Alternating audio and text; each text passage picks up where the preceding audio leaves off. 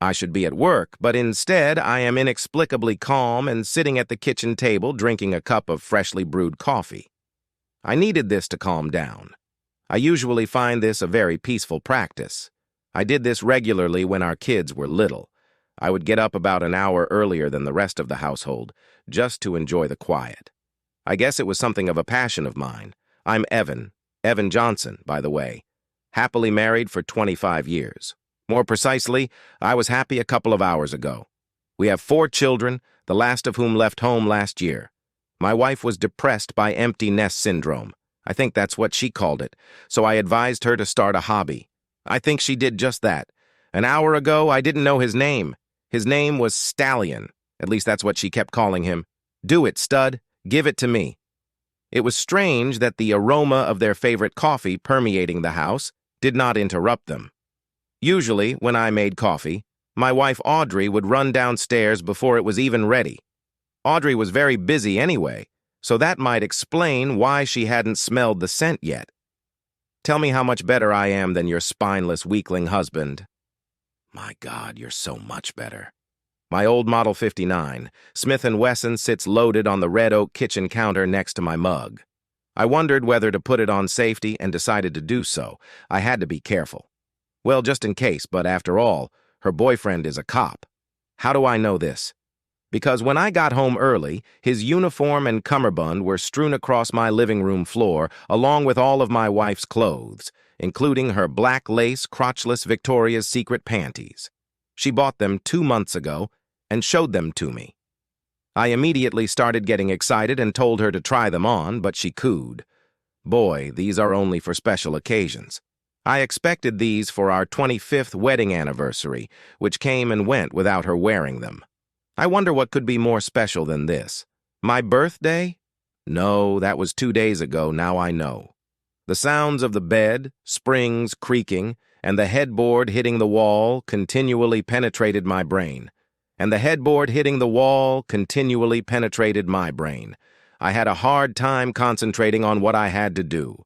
I wasn't sure how much time I had, but judging by the noise coming from what used to be my bedroom, which, by the way, I would never enter again, I had plenty of time. I knew this wasn't the first time they were together because, among other things, I heard, "Damn it, baby, we need to find a way to increase our time together to 2 or 3 times a week instead of once in a while." This came from the lips of my loving wife. At least that's what I think she said. How did I end up here in the middle of this nightmare? It was really stupid. I went to work and forgot my briefcase. No, I actually left it in the garage because I put it there to get the cat out from under the hood of my car and forgot about the briefcase. Tabby was our second cat. One cold winter morning many years ago, I forgot to knock on the hood before starting the car, and that was the end of Clarence, our first cat. There is nothing like the sound a cat makes when it is wrapped in a fan belt, spinning at about 1,000 revolutions per minute, not to mention all that fur flying around. Clarence wasn't smart enough, and apparently neither was I. My briefcase wasn't really that important, so I was just going to leave it. But I had to visit a client who drove me straight to the house. Anyway, I turned onto my street and immediately saw a black and white police car parked in front of the entrance. It felt like someone had stabbed me with a knife in my heart. I assumed that something terrible had happened to my devoted wife. I drove my 8-year-old Camry into the driveway, narrowly missing my wife's brand-new silver Lexus LS sedan. Her plaster garden gnome wasn't so lucky. I didn't even close the door and ran into the house. That's ultimately how I ended up here drinking coffee. Take me now, Stallion. Do me good. God, I have never felt anything better. It was very unpleasant, and instead of coffee, I really wanted whiskey, but I decided that I still needed a clear head. I have to admit that their passionate cries were very disturbing, and seeing it was even worse, but I had to see it, if only to get the necessary video and audio. Honestly, seeing them having sex in my bed wasn't the most disturbing aspect. The most unpleasant thing was the verbal humiliation that my wife inflicted on me. God, you're so much better than Evan. Give it to me, baby. Give it all to me. I know I can handle it all this time. I know I can handle this. Oh, hell yeah. Apparently, this really turned on her lover because the whole house began to shake along with the bed, and his swearing and grumbling rose several decibels. Okay. Yeah, he actually had more than me, so excuse me, damn it. If she wanted more, she shouldn't have married me. Let me tell you that it is a shock when your wife cheats with her lover in your marital bed, and yes, they have done it on my side. My wife, holding her breath, rode him cowgirl style and told her lover how much it turned her on. Part of me couldn't believe it all, even after I'd seen and heard enough to convince the jury of what was going on. But my wife was 50 years old, and the idiot she cheated on me with couldn't have been older than 30, and he was in really good shape. It's unlikely that my wife matched him. Sure, I wasn't a macho man either. But couldn't that shithead at least go after someone's wife who was in shape? I don't understand. It seemed to go on forever, but after about 90 minutes, it became very quiet. They must have taken a break. Suddenly, I heard my wife ask, "Have you made coffee?" There was no response from her boyfriend. I just heard, "Oh my God," from Audrey, and then a lot of running around. The sound of closet doors and dresser drawers and laundry baskets opening and closing. I assumed they were removing evidence of their date. I heard them coming down the stairs. They both appeared in the kitchen naked, wrapped in sheets. They saw me at that very moment. Audrey sucked in a sharp breath because I was there and her lover did the same. I'm not sure if his shock was at seeing me or the Smith & Wesson Model 59.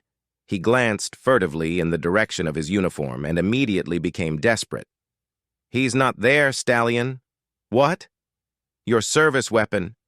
Your boss took it with him when he left. Caring guy."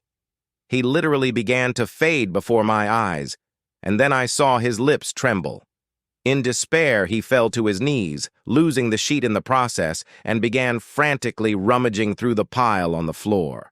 He took that too. I think he called it your throwing weapon. I'm guessing what upset him the most was the fact that the serial number had been taken off him. Something like 5-7 years for this? Former Officer Stud. Johnson's shoulders slumped at the revelation. Like I said, he's a caring guy. We had a nice conversation while you two lovebirds were upstairs doing your thing. Stud quickly looked out the window onto the street. Yes, he also took a patrol car. Your boss said that you provide safety on a construction site. He was going to take your uniform too, but he thought you might need it when you leave here. But where did I stop? Oh yeah. After Sergeant Marks got his video of you both and collected your weapons, he spotted my Smith & Wesson and asked me, "Is this your weapon?" "Yes." "Licensed?" "Yes." "Do you know how to shoot it?" "Yes." "Are you going to shoot one of them? You know we get angry if civilians shoot someone, even if they deserve it. One of the benefits of our job is that we can shoot people, but you can't. I promised Uncle Pat, Sergeant Marks, that unless the idiot has a third weapon that we don't know about, no one will get shot. Your boss said okay, and headed for the door, saying, "Oh, do me a favor and tell Officer Johnson not to come to the station. We'll call him when we want to talk to him." I've never seen a policeman cry before. It's time to take up your weapon. You don't have a third gun, do you? He shook his head negatively. I knew it wasn't because we checked. I was just trying to make my point. I wasn't actually aiming at any of them. I just kind of waved at them and continued with my story. Perhaps you could call your wife to give you a ride home? Probably not. She was too upset about the video I emailed her of you two in my bedroom. It was hard to understand what she was saying, but it was something about her father, the chief of police. And how could you do this to your children? She told me about them. You seem to have a good family, too bad. Despite the current situation, I am really having fun now. It was a bit like the bait had caught a fish, and I was just playing with it a little. I would ask my wife to take you, but her car was confiscated. What?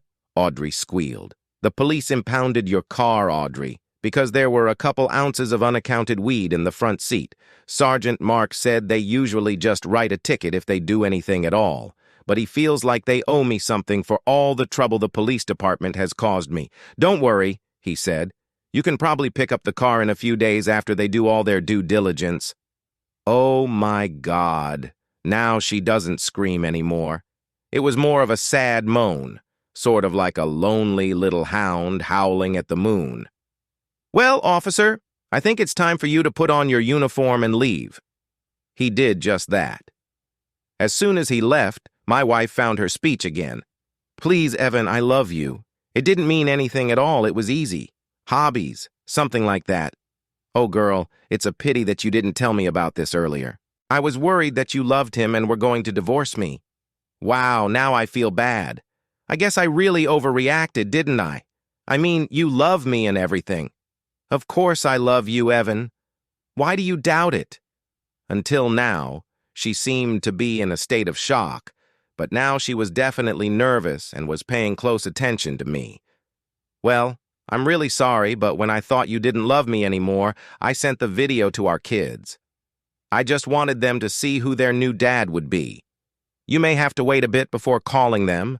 For some reason, they seemed upset. I thought they'd be happy for you. Well, that shows you what I did. Be happy for you. Well, that shows you what I did. Oh my God, you didn't do it. I simply nodded my head. I forgot to mention one more thing, but you probably already know about it. Your lover's wife works in the same company as you. I think she mentioned that she works as an executive assistant to the CEO. Don't worry. I told her not to fire you because you'll still need your job, even if they transfer you to Little Rock. When I talked to the lawyer, she said that since you earn more than me, you will pay me child support for several years. She thinks it will be somewhere around $3,000 a month. I know that most cheated husbands refuse to accept this. They are so macho, but this won't happen to me. Refuse to accept this. They are so macho, but this won't happen to me. I'm planning to take some time off from work and go on a long fishing vacation to deal with my pain. As the song goes, deep sea señorita, fishing in the Gulf of Mexico. I don't quite understand why the lawyer needed your photograph. She said it was to give it to her father. Maybe it was so she could pass it on to all the officers in case they wanted to start any harassment, or maybe it was to see if any of them still wanted to date you. But anyway, I gave her a photo that clearly shows your deep-throating skills. I also sent a copy of the video to your mom and dad, and all your colleagues. Copy of the video to your mom and dad and all your colleagues. How could you be so cruel to me, Evan? Oh dear, I wasn't cruel. I just wanted to let everyone know who your new beau is. All your Facebook friends seemed happy for you. At this point, Audrey barely reacted. She just sat on the floor in her sheet, sobbing, shaking her head and muttering, "This can't happen to me." Sobbing, shaking her head and muttering, "This can't happen to me." Okay, honey, it's time for you to get dressed and pack your bag. Your parents should be here to pick you up soon. I pushed her towards the stairs so she could get dressed. Take me? Well, of course. You'll need a place to stay for the night. They told me that you could stay with them for a while. The house will have to be sold as part of the divorce, I said after her. Divorce? You seem to have a few questions, my dear. This surprises me. What do you think should happen when I find out? Well, I really didn't think you'd get caught. Are we going to continue this pointless conversation? It became quiet upstairs for a few minutes. She didn't make a sound, except for the occasional wheeze and sob. Why do cheaters always cry when they get caught? This is the most terrible thing. If being caught is so unpleasant, then, for God's sake, don't cheat. About 10 minutes later, she came downstairs, dressed but without a suitcase. About 10 minutes later, she came downstairs, dressed but without a suitcase. Even, honey, we really... Just at that moment, I heard her parents' car drive up to our house. Goodbye, Audrey. As always, a gentleman, I held the door open for her. Thanks to everyone who took the time to listen to today's stories. If you enjoyed it, Please consider liking and subscribing if you haven't already. Feel free to share your thoughts on the events in the comments below. Take care.